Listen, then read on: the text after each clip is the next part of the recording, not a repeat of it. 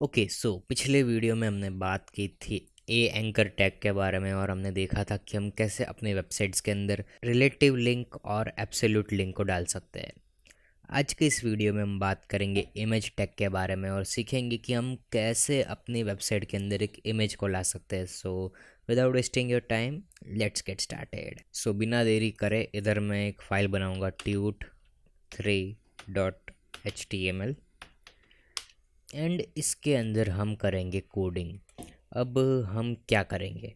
सबसे पहले तो हम एक बेसिक स्ट्रक्चर डिज़ाइन कर लेंगे जो बेसिक कोड होता है और इसमें हम लिखेंगे वर्क विथ इमेजेस ओके। अब बॉडी में आते हैं। अब मैं एक चीज़ बोलना चाहूँगा कि हम अभी HTML को सीख रहे हैं, ठीक है। एज ए ट्यूटोरियल के लिए मैं अलग अलग फाइल्स बनाता हूँ और अलग अलग कंपोनेंट को सेपरेटली लिखता हूँ। बट अगर आप कोई सीरियस वेबसाइट बना रहे हो, जैसे कि कोई अपना ब्लॉग लिख रहे हो या फिर किसी कंपनी के लिए या फिर किसी शॉपकीपर के लिए या फिर कुछ भी आप कर रहे हो HTML के अंदर, आपको इस तरीके से बिल्कुल नहीं लिखना है। बिकॉज़ ये आपका यूज़र एक्सपीरियंस और साथ ही साथ SEO, जिसको सर्च इंजन ऑप्टिमाइजेशन बोला जाता है, वो भी ख़राब करता है। सो आपको इस तरीके से नहीं लिखना है। अब किस तरीके से लिखना है आपको प्रोडक्शन में, वो हम बताएंगे आपको आगे। उसकी चिंता आपको नहीं करनी है, बस ये एक नोट है, आप इसको माइंड में रखना। और बात करते हैं इमेज टैग के बारे में। अब इमेज टैग मैंने लिख दिया IMG और ये कुछ चीज़ें आ गई। अब सबसे पहले आया SRC, ठीक है। SRC क्या है? SRC में हम वो एड्रेस डालते हैं जहाँ पर हमारी इमेज रखी हुई है। एग्ज़ाम्पल के तौर पे मैं जाता हूँ गूगल क्रोम पे और मैं लिखता हूँ कार इमेज एंड कार्स मुझे बहुत अच्छी लगती है यार। और मैं इस रेंज रोवर को ही लूँगा और राइट क्लिक करता हूँ, open open image in new tap करता हूँ राइट क्लिक करके। ये काइंड ऑफ छोटी है, सो हम इससे हमारा काम चल जाएगा। तो मैं इसको अपने डेस्कटॉप के HTML ट्यूट्स में सेव करता हूँ। इसको मैं लिख देता हूँ car.jfif, जो भी इसका फॉर्मेट है। अब ये देखो, ये मेरे इधर आ चुकी है car.jfif। तो अब मुझे क्या करना है, इधर लिखना है कार, देन डॉट लगाऊंगा तो ये देखो इसने ऑटोमेटिकली डिटेक्ट कर लिया कि मैं कौन सी फाइल यूज़ करूँगा। जैसे ही एंटर मारूंगा ये मेरी इमेज आएगा ये। अब हम बात करते हैं अल्ट के बारे में कि यार ये क्या बोला है। तो मैं टैब दबाऊंगा और मैं अल्ट पे आ जाऊंगा और ये कुछ शॉर्टकट्स हैं VS कोड के, आप सीख सकते हो अगर आपको सीखना है तो। बट अभी हम उसकी बात नहीं करेंगे, अभी हम फोकस करेंगे अल्ट पे। सो अल्ट क्या है?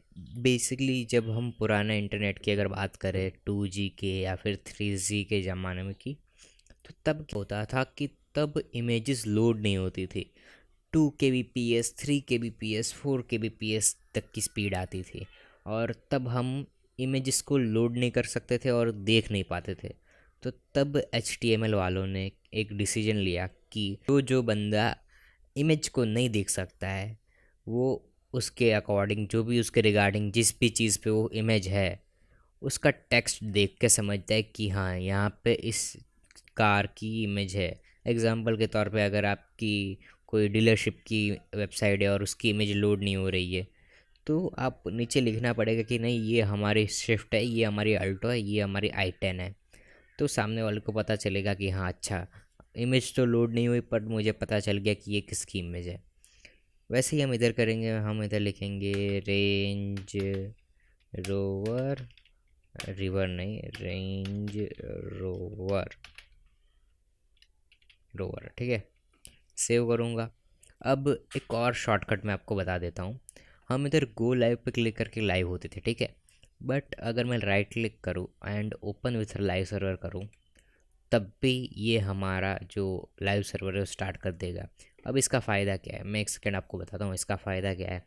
मान लो कि मुझे अगर ट्यूट 2 को रन करना है, जो कि मैं रन करना नहीं चाहूँगा ऑब्वियसली, बट फिर भी मुझे करना है।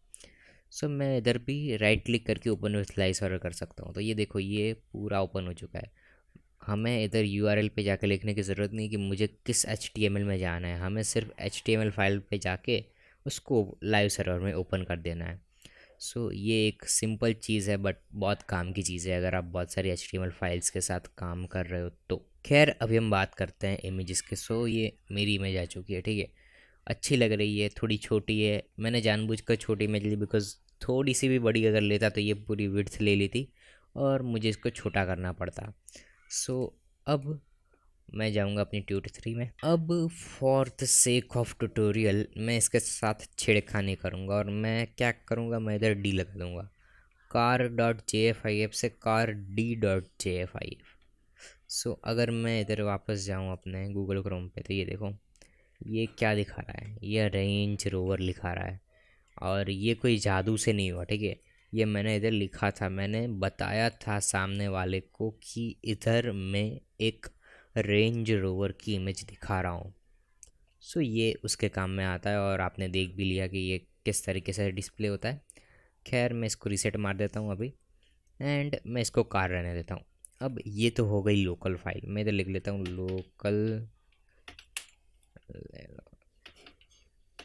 लोकल फाइल्स एंड अब हम बात करते हैं कि जो भी इमेज अगर आपके फॉर सम रीज़न आपके पास ये car.jfif इधर नहीं है, ठीक है, मेरे पास इधर है नहीं, मैं इसको डिलीट मार देता हूँ, ठीक है। अब मुझे किसी और वेबसाइट से लेके आना है, तब मैं क्या करूँगा, तो तब मैं जाऊँगा इधर जो वेबसाइट खोल ली थी उस पर और कोई भी कार की इमेज ले लेते हैं इधर से, एग्ज़ाम्पल के तौर पे यही ले लेते हैं। इसको मैं कॉपी करूँगा इस तरीके से कुछ। सो हम इसे चूज़ करते हैं तो मैं क्या करूँगा, सिंपली मैं इसको राइट क्लिक करूँगा, open image in new tab करूँगा और ये जो यूआरएल है इसको कॉपी कर लूँगा, सिंपल सा, ठीक है। और मैं आपको बताता हूँ कि मैं क्या कर रहा हूँ। मैं जैसे इधर img लिख के src में ये जो यूआरएल दूंगा, मैं पहले वर्ड ट्रैप को टॉगल कर देता हूँ, ठीक है। ये जो यूआरएल है ये मेरा किस इमेज पे रीडायरेक्ट करता है, इस इमेज पे, तो मैंने ये लिख दिया। और अल्ट आपको पता ही है, इमेज के अबाउट कोई भी इंफॉर्मेशन अगर आप दे रहे हो तो उसको अल्ट बोला जाता है। तो जैसे ही सेव करूँगा, लेट अस सी कि क्या होता है, कहाँ गई हमारी वर्क विथ इमेज। तो ये देखो ये आ चुकी है। अब हमने जब डाउनलोड किया था तब वो बहुत छोटी थी बट अब बड़ी हो चुकी है, वो पता नहीं क्यों हुई है, बट एनीवेज इसको हम खारिज करेंगे अभी और इसको कमेंट आउट कर देता हूँ। और मैं इधर लिख भी देता हूँ कि image is not an folder, ठीक है, ताकि मुझे याद रहे कि इधर इमेज नहीं है, ठीक है। और मैं इसको इधर लिखूँगा और इसको इधर से उड़ा देता हूँ कुछ इस तरीके से। या जैसे सेव करूँगा फिर से जाऊँगा तो ये देखो वो अल्ट आ रहा था वो भी चला गया। सो कुछ इस तरीके से आप काम कर सकते हो इमेजेस के साथ। अब देखो यार, जो भी स्टाइलिंग वाला काम है जैसे कि इमेज की विड्थ को डिज़ाइन करना, हाइट को डिज़ाइन करना, उसका बैकग्राउंड कलर चेंज करना, वो सब आपको कायदे से तो CSS से ही करना चाहिए। बट अभी हम सीख रहे हैं HTML, ठीक है। सो हम क्या करेंगे, हम थोड़ा सा जुगाड़ लगाएंगे HTML के अंदर और इसकी जो साइज़ है उसको चेंज करेंगे। वो कैसे करेंगे, मैं तो लिखूँगा विड्थ लिखने के बाद लेटेस्ट एज्यूम कि मैं 500 पिक्सल दे देता हूँ इसकी विड्थ को, जो कि मेरे हिसाब से इनफ होगी। हाँ, सो कुछ इस तरीके से आ रहा है। अब एक चीज़ नोटिस की आपने, मैंने सिर्फ विड्थ दी है, यानी कि जो लेटा हुआ एक्स एक्सेस जो होता है वहीं से मैंने लंबाई दी है, वाई एक्सेस से मैंने कोई लंबाई नहीं दी इसकी, बट फिर भी इसने वाई एक्सेस से लंबाई ऑटोमेटिकली ले ली। अब ऐसा क्यों होता है मैं आपको बता देता हूँ। देखो HTML में जब लोग विड्थ और हाइट डाल रहे थे मैन्युअली, तब क्या होता था कि तब गलती से अगर किसी के हाथ से, मान लो मैं आपको करके ही दिखा देता हूँ, हाइट लिखूँ और मैं इधर 250 पिक्सल लिखूँ, जो कि बहुत भद्दा एग्जांपल है और इससे इमेज मेरी, जिससे कि ये हमारी इमेज फट जाएगी, ऑब्वियस है यार। फिर भी मैं आपको दिखा देता हूँ, फिर भी थोड़ी कम फटी है। अगर मैं 150 कर दूँ इसको और ये देखो इमेज का क्या हाल हो चुका है।